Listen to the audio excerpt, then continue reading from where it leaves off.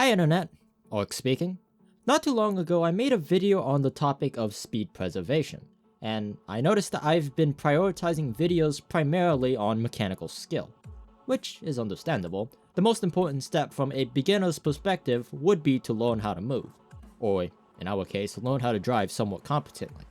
However, if all you take online is pure skill and lines, I guarantee you'll fall short.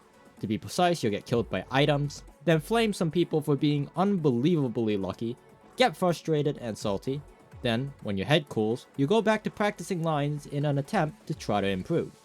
Now I want to mention, there's nothing wrong with practicing lines, but this feedback loop is a problem, as it's the reason why a lot of people get hard stuck silver in lounge. It gives players a bad mentality, making them think that the reason they lost is because they weren't fast enough, when, in reality, most tier 2 and tier 3 players are actually not that bad at the game, especially since the season's rollover. They just don't have a good sense of item theory. You know those examples people give of beginners who have a lot of tech skill in a fighting game, but they're not able to outplay their opponent? It's like being a really good sniper or fragger, but you're always out in the middle of the open. So that's what I'm going to try to explain to you today. The untold concept that honestly no one really talks about, but you need to know if you want to get good at online Mario Kart Wii. First up, I probably should explain what even is item theory. Just like our speed preservation video, there are a bunch of sub-techniques or sub-concepts that come together to make this larger concept. The three that we'll be covering in this video is position manipulation, item manipulation, and map reading, or player reading. We'll also touch up a bit on mentality and how to apply it in an actual match, but this video is primarily targeted at just showing you the fundamental tools you need to start with. First, position manipulation.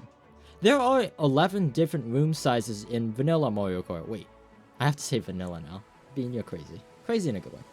Those being 12 player rooms, 11 player rooms, 10, 9, 8, all the way down to 2 player rooms. Inside each room, every position has a select list of items that can only be pulled in their respective positions. So for example, if I'm in 7th place in an 8 player room, I can only get a golden, triple shrooms, a star, or a bullet, with the probability in that order.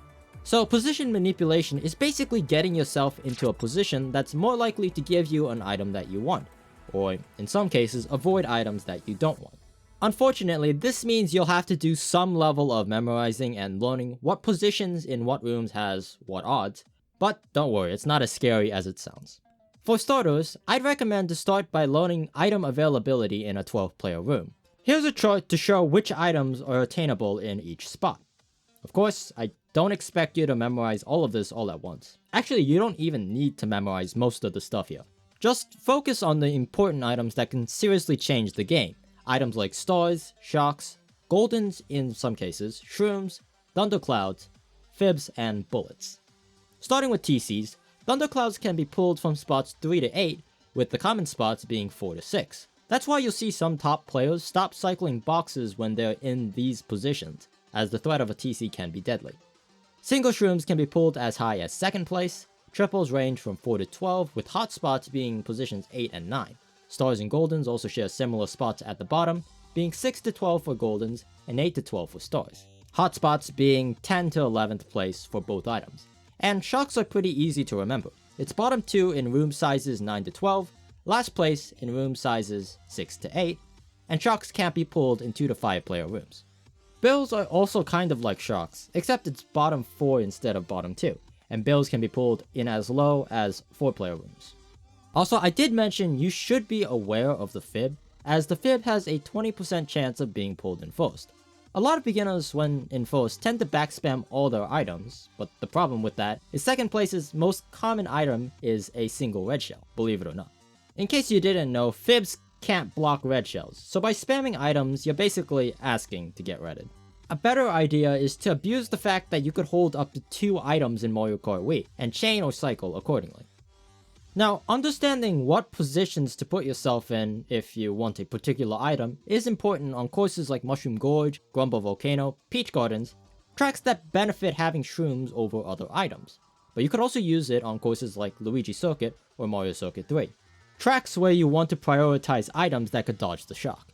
However, Just because you know which positions have a higher chance of getting the item that you want, doesn't necessarily mean that you'll get them, obviously. So now it's time we turn to the next step, which is item manipulation. If you watched our other item focused videos, I briefly touched up on rental items, which are items that can only be held by one player at a time. However, what I failed to mention is most items have some element of that. The only difference is the limit is normally more than one player. For example, stars have a max limit of 3 people, which when achieved, it leaves everyone else stuck chaining shrooms. Likewise, triple shells have a limit of 2 people. However, because shells are also hold items, the game limits it so you can't pull back-to-back triple shells, so it has to be 2 separate people. Here's a list of all the items and how many players can be holding onto them at any given moment. I'd actually recommend you to pause the video and quickly memorize them as there aren't too many. What this means are probability charts aren't necessarily accurate during the race, as let's take last place in a 10-player room for example. 45 seconds into the race, the probability for the shock is sitting at 20%. Let's say that 9th place is hogging the bullet, which has a 35% chance of being pulled. Now the probability of the shock went up from 20% to about 30%. Going one step farther, let's say that bottom 3 is hogging stars, ready to dodge. The probability of the shock went up again, this time from 30.8% to 42.1%. I think you can see where I'm going with this, but for the sake of the argument, we'll have 2 people chain their stars and begin spamming goldens. For this brief amount of time, the shock goes from 20% all the way up to 80%. 80%. In Mario Kart Wii terms, that's ridiculous. Now, I did say that every item has a limit, either by how many players are holding onto them, or if you overflow the game by dropping too many items. However, there is one exception to that rule. If you ever wondered why when you spam items in bottom spots, you sometimes get a single shroom, an item that, well, isn't even on the probability chart. That's because when the game runs out of items to give, it defaults to a single shroom. I don't actually know why it's programmed like that, but that would be a topic for another day. Moving on, after you're aware that the probability for each item changes depending on the other players, you might be wondering, sure, if I knew what everyone else had, then I could play around other people's decisions, but how am I supposed to know what items other people have without them actually using it? This is where the next subtopic, map reading or player reading, comes into play. The basic gist of it is we watch the minimap and, using your imagination, place item sets across said minimap.